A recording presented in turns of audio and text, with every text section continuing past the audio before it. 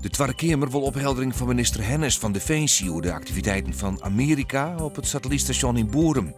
Dat was Nieuwsuur. Het Amerikaanse ministerie van Defensie eigen apparatuur op het terrein staan. Het plak is alleen nog toegankelijk voor Amerikanen en net iedereen weet wat er gebeurt. Wel is duidelijk dat Boerum een wichtige schakel is in het Amerikaanse militaire netwerk. Een groot pad van de zuidwesthoeken van Friesland heeft vanmorgen zonder wetter zitten. De meldings kwamen onder oren uit Warkum, Wommels en Tjom. Fietens meldt op een website dat er een spontane lekkage was bij Tjergaast.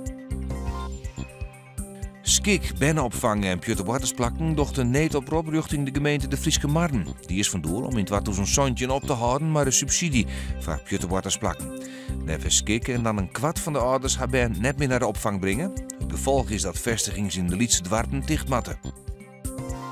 Joen eerst wat rein, vannacht kleren het op en het wordt een graad of 2, maar kans op frost aan de groen.